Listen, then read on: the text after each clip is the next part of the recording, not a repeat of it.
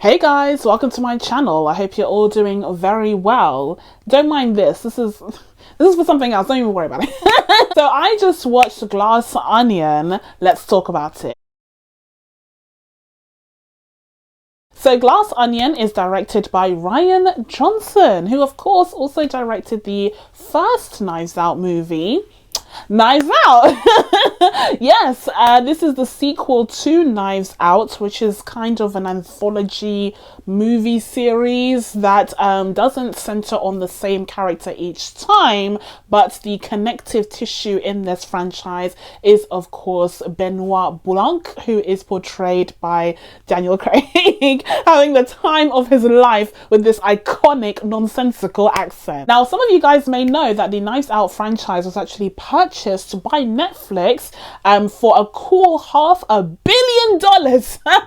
They paid Legendary, I believe it was, $500 million for the rights to this franchise. So all future projects are going to be made and released by them, and of course Rian Johnson will be directing each of these films. So it was a huge get for him, especially after the Star Wars fiasco. And this is all of course because the first film was received so positively. People really loved the first Knives Out, and it really overperformed at the box office. Now, to me, it doesn't quite make sense that a film that actually performed really well at the box office is now restricted to just being a streaming franchise. But I guess considering how the box office has suffered all around in these past couple of years, I guess it was quite clever on Netflix's part to purchase the rights of this franchise, and even cleverer still for Rian Johnson to sell it to them for a ton of money. But fortunately, Glass Onion did have a cinema release, even though it was incredibly restrictive at only 1 week. Literally, you could only see this film in cinemas 1 week before it heads off to Netflix in a month's time for the Christmas period. And I decided to take advantage of that. And I have to say, I am so glad I did. Oh, I am so glad I went to see this film, because guys, I had a ball. I had a blast. I had a great time watching Glass Onion, and we are going to be talking about my thoughts and feelings on this movie here in this video. But before we get into all of that good stuff, as per usual, if you haven't already, please be sure to subscribe to my channel.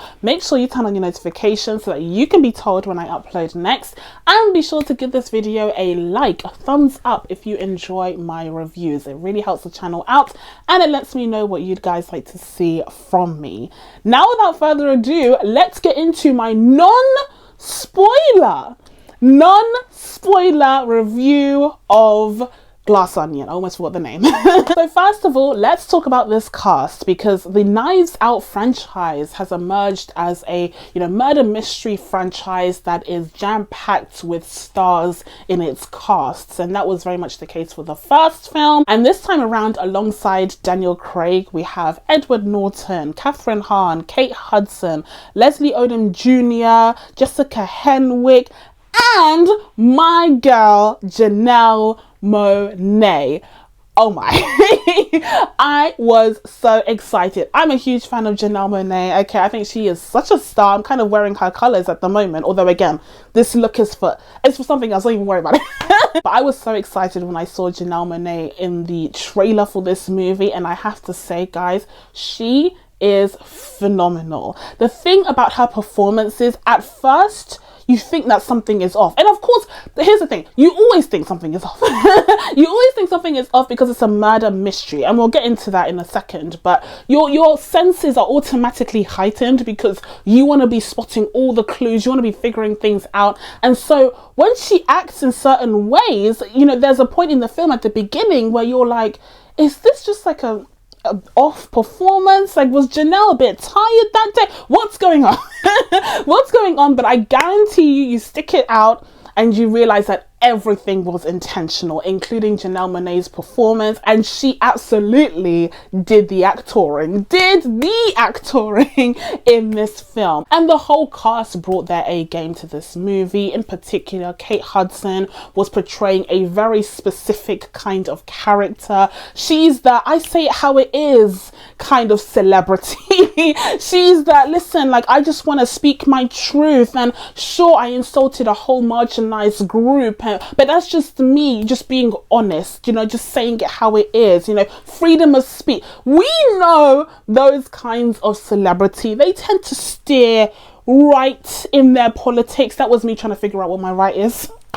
I'm bad with my left and rights, okay? This is a chaotic mess. But they steer right, okay, with their politics. But they love to reassure everyone that everything that comes out of their mouth is just stuff that we, you know, think in our minds but don't have the courage to say out loud. Now, obviously, that's not the case for people like me. That's not the case. Like, sis, you don't speak on my behalf. I do not agree with what you're saying, but that's the kind of celebrity that Kate Hudson is embodying, the kind that constantly steps on it, holds her head up high, and says she was in the right anyway. And in this film, Kate Hudson's character is also a has-been. She's someone who had her moment in the spotlight years ago, but then of course, because she loves to run her mouth, her career was destroyed, okay, came crumbling around her. But in the film, you see how her relationship with someone who is very powerful and very wealthy is able to sustain her despite the fact that she has no talents, no abilities or redeeming qualities of her own. And that's something that she has in common with a lot of her friends.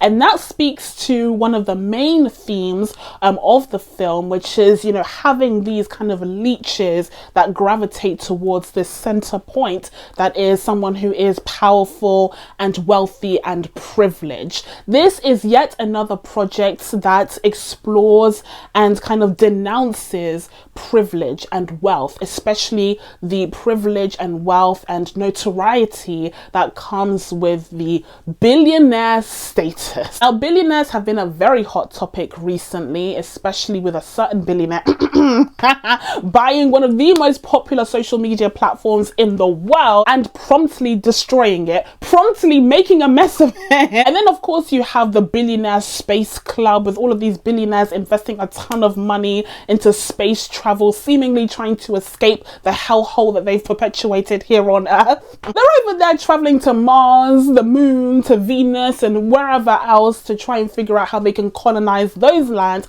Meanwhile, we're here stuck with the repercussions, you know, with the consequences of, you know, late stage capitalism.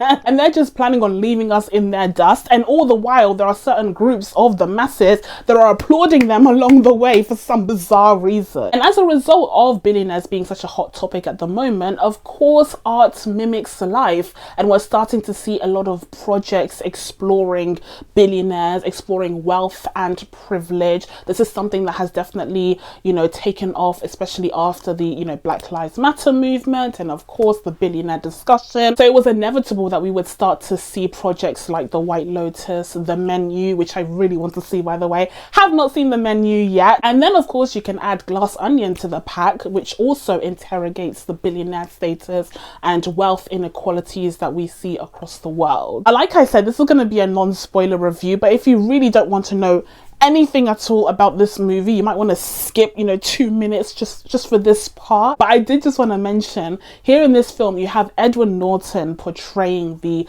billionaire archetype, and his portrayal of this character is very reminiscent of Elon Musk. You know, you have the fact that people are looking up to him as if he's this genius, as if he's so smart, because he has to be, right? He's a billionaire, and if he has that much money, if he's been able to amass that much wealth, that must mean that he's one of the smartest people alive. And so people treat him as such, and there are certain things that you ignore or look over because of his billionaire status. And that definitely mirrors the kind of reputation that Elon Musk has been able to build for himself. The fact that people look to him as this great innovator and genius has more to do with his PR team than his actual intellect. Not to say that Elon Musk is an idiot, but considering the fact that there are numerous billionaires out there in the world who really shouldn't be billionaires, but that's a discussion for a whole different day. None of those other billionaires have have the kind of PR that Elon Musk does. There's a reason why those fintech bros worship the man. And again, it has nothing to do with his pure intellect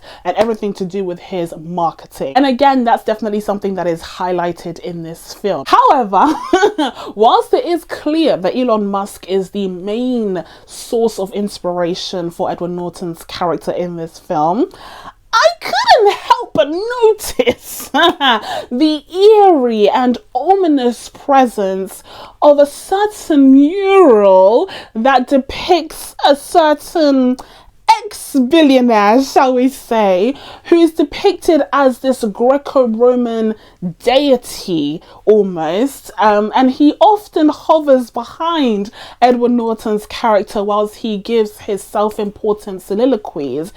I think that was a really nice touch to add to this film. It really emphasizes the fact that Edward Norton's character Miles isn't supposed to just embody Elon Musk. It's not just a critique of him specifically, but rather the culture surrounding the prestige and notoriety of the billionaire status. And in terms of the rest of the cast, everyone gives really great performances. You know, you have Catherine Hahn and Leslie Odom Jr. as the more reasonable, kind of more grounded characters, but they still have that Achilles heel that makes them complicit in the situation that's going on. It's actually really hard to do a spoiler-free review, guys. I was also really happy to see Jessica Henwick here. She's having a bit of a moment between this and The Grey Man. She was also in that Matrix movie that wasn't great, but she's been getting a lot of opportunities, and I think it speaks to her talents and the fact that she was way too good for the Iron Fist series. Like, way too good. Although I guess it helped her that she was the best part of that show, because now we're seeing her pop up everywhere, which is great. But all in all, the cast was amazing, and they were all very well led by Daniel Craig in his amazing southern accent. And this is where we get to draw some comparisons between Daniel Craig's Benoit Blanc and Kenneth Branagh's Hercule Poirot. Now, of course, earlier this year we got yet another sequel to a pretty popular murder mystery movie in Death on the Nile, which was the sequel to Murder on the Orient Express. Now, I talked about this previously, but I actually preferred Murder on the Orient Express in comparison to Knives Out. I know I'm in the minority here, like, you don't have to drag me, okay? But I really did like that first Murder on the Orient Express movie. I think Kenneth Branagh's directing was really strong. I liked the diversity of characters, and I don't know, like, something about them all being trapped on this train made for a very claustrophobic murder mystery that I really gelled with. I like the style of it as well. But in the case of Knives Out, I did still enjoy the film. There was a lot of social commentary in that film as well, but it mostly surrounded the, you know, white upper class liberals and the hypocrisy of that class, especially during the Trump era. So I think it was a very timely film and very strong script in that way. But the main issue that I had with that first film was the murder mystery, because I had pretty much figured out it was Chris Evans. Of course it was Chris Evans. Like, am I the only one who just sat there the whole time being like, it's Chris? Yeah, it's Chris Evans. Of course it is. Like, yeah. And then in the end, it's like, oh, Ransom did it. And I'm like, yeah, I know. I knew this. So that was my main issue with the first Knives Out movie. But putting all of this aside for a second here, when it comes to these sequels, in both cases, we see the films delving in a little bit deeper into the lives of our favorite detectives. And, you know, when it comes to Kenneth Branagh's Hercule, we see a little bit of his backstory. We see him go through a very traumatic event in the First World War that left him scarred for life, and we see how that impacted him as a person. But largely speaking, we only dip our toes into the character's psyche, even in the second film. We don't really learn a ton about Hercule because there's always this air of mystery surrounding the character that persists even after the second film. Contrast this against the way that Glass Onion treats the character of Benoit, and honestly, I have to say I prefer the latter's approach, because here when we meet Benoit, he is living through another traumatic traumatic event, but one that is more recent in history, and that is the pandemic. Because this film takes place in 2020 in a reality that we are unfortunately rather familiar with. The characters are in fact experiencing the pandemic, and as a result of the pandemic, unfortunately Benoit has not had as many cases come his way as per usual, and so he is stuck at home going crazy, going nuts. Okay, he needs a case, he needs puzzles, and that helps explain why he ends up with the rest of the gang in this, you know, glass onion situation. I think that's a really great setup for the character, but it also allows us to dig into his psyche a little bit more and understand him as a person, especially in comparison to the first film, which largely treated him as this unknown entity, this force of nature of a detective. Like I said, I really like that approach. I love the fact that Benoit has more of a like personality. Okay, and he's really likable as well. Like, I really love Hercule, don't get me wrong. Okay, I love both of these crazy detectives, but Benoit really won me over, because after the first Knives Out movie, I felt like I didn't really know the character, and even though Daniel Craig's wacky accent was like iconic, I didn't think those broad strokes were quite enough to establish him as an iconic lead character that had a whole murder mystery franchise on his shoulders. But after this last entry, oh, I am up for it, honey. Like, I am here. Sign me up for the 3rd, 4th and 5th murder mystery, because I am down. And speaking of the murder mystery itself, like I said, this is a non-spoiler review. I'm not going to reveal anything. All I want to do here is just tip my hat off, my wig off, tip my hat off to Rian Johnson, because he did an extraordinary job writing this murder mystery. As I said, when it came to Janelle Monáe's performance, in the first kind of third of the film, you're thinking, okay, where is this going? Like, what's happening? We set up the environment, we set up the stakes. But unlike the first film, where there's this instant inciting incident with the death of Christopher Plummer's character, here it takes a little bit more time to kind of understand what's going on. But then there's a point in the film where everything starts to unravel, and you see just how intricately and cleverly this thing has been written.